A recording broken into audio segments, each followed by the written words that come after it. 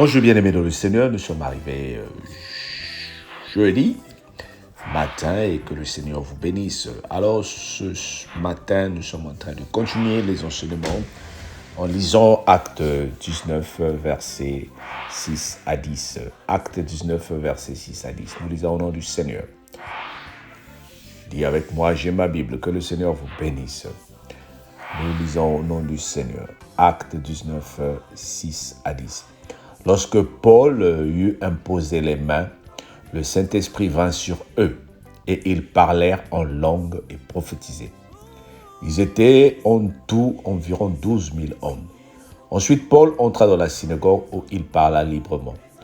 Pendant 3 mois, il discourut sur les choses qui concernaient le royaume de Dieu, s'efforçant de persuader ceux qui l'écoutaient. Mais comme quelques-uns restaient endurcis et incrédules, décriant devant la multitude la voix du Seigneur, il se retira d'eux, sépara les disciples et enseigna chaque jour dans l'école d'un nommé Tyrannus. Cela dura 10 ans, de sorte que tous ceux qui habitaient l'Asie, juifs et grecs, entendirent la parole du Seigneur. Cela dura 10 ans. Amen. Nous sommes en train de voir ici comment l'imposition de main, comme prévu, comme annoncé hier, a déclenché l'Esprit Saint. Les apôtres, dans Actes des Apôtres, chapitre 2, avaient reçu et obéi à l'instruction du Seigneur quand il a dit « Restez à Jérusalem ». Ils étaient tous à Jérusalem et tout d'un coup, l'Esprit de Dieu descenda sur eux. Actes chapitre 2 que nous avons déjà lu et partagé. Ils ont reçu le pouvoir d'aller partout maintenant pour transmettre ce qu'ils ont reçu. Comme on dit souvent, on ne donne que ce que l'on a. Si aujourd'hui le Seigneur t'a donné une certaine grâce, ou bien si tu travailles, tu gagnes 1000 euros ou 1000 livres, tu ne peux que donner ce que tu as. Tu ne peux pas donner 1500 quand tu gagnes 1000 euros. Même quand tu reçois 1000 euros, tu ne peux pas donner 1000 euros ou 1000 livres à une personne. Parce que toi aussi, tu as des factures à payer, tu as des choses à faire. Donc, le peu que tu peux donner, c'est le peu que tu peux mettre de côté pour aider les autres. Avec l'Esprit de Dieu, ils ont reçu la plénitude d'Esprit de Dieu. Elle était là. C'est-à-dire l'onction que le Seigneur donne, elle ne finit pas, mais elle se renouvelle. C'est comme une voiture électrique, c'est comme ton portable. Ah, voilà, j'ai trouvé un bon exemple. C'est comme ton portable que tu es en train de tenir pour m'écouter. Ce portable-là, si c'est un Samsung, si c'est un iPhone, si c'est quel modèle, il est puissant. Il te permet de faire beaucoup de choses. Mais à un moment, le portable va s'éteindre parce que la batterie est finie.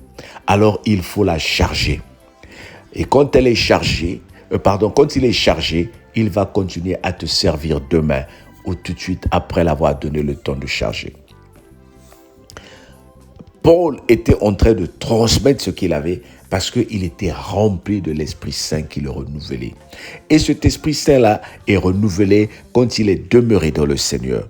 Voilà pourquoi lorsque nous demeurons dans le Seigneur, lorsque nous prions, lorsque nous prenons beaucoup de temps dans le Seigneur nous renouvelle avec la grâce. Je suis en train de parler à une personne pour te dire la grâce que tu vas recevoir à travers les serviteurs de Dieu. Hier, j'ai aimé quand j'ai partagé la parole, le résumé du direct avec Papa Serge. À la fin, il m'a dit, est-ce que tu peux prier pour moi? Ça renouvelle les forces, ça te donne une certaine force. Quand un homme de Dieu prie pour toi, ça renouvelle les forces. Quand un frère prie pour toi ou prie ensemble avec toi, ça renouvelle les forces. Il faut que nous ayons cette attitude-là. Ne vois pas que le frère que tu connais ou que tu connaissais, mais vois plutôt la grâce de Dieu qui surbonde en lui. Regarde Élisée et Élie. Ce sont des enseignements que nous allons suivre bientôt. Pour ceux qui lisent l'Ancien Testament, Élisée était toujours à côté de Élie.